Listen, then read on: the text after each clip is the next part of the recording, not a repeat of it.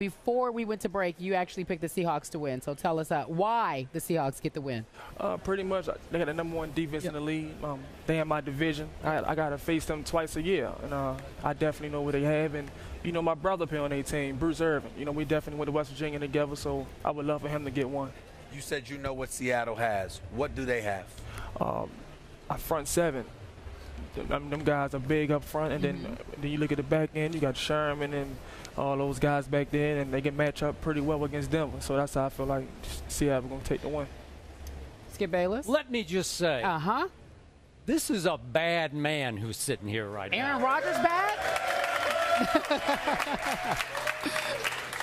I did make the case. I would have at least considered taking you #1 overall in the draft. So I watched your progress in St. Louis, albeit in your rookie year, and you wind up catching 40 balls. Not bad, not great. You wind up running the football 9 times. Not bad, not great. And game after game, I would look for, where is Tavon? What is the problem? What is stopping Tavon from being the Tavon we saw at West Virginia? So I'm going to ask you first, and then I'll give you my opinion. How much do you believe you were underutilized last year, even as a rookie?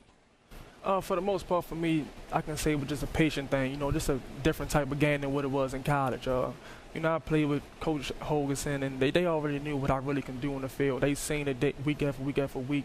For me, I think it was just had to prove myself, and I don't really think I did that until, you know, the Colts game. You know, but it's kind of was too late.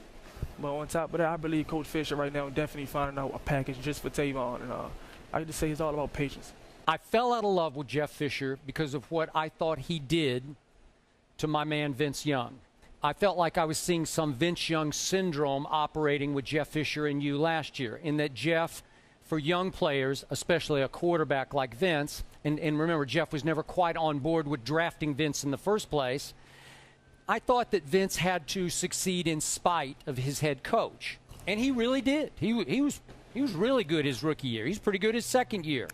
But Jeff never, to me, bought completely into Vince. Do you feel any of that could be operating with you going forward the next year or two? Oh, definitely not.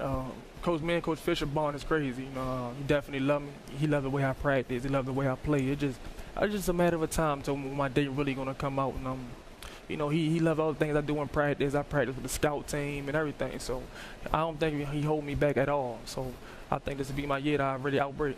I hope you say this a year from now. All right.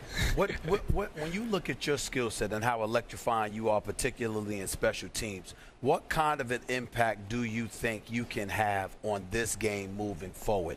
I'm just looking at the talent that's out there, and you're one of the more electrifying talents on the football field. How good do you believe you can be? I believe I can be real good in this game. I believe I could have went to the Pro Bowl this year if I didn't get hurt.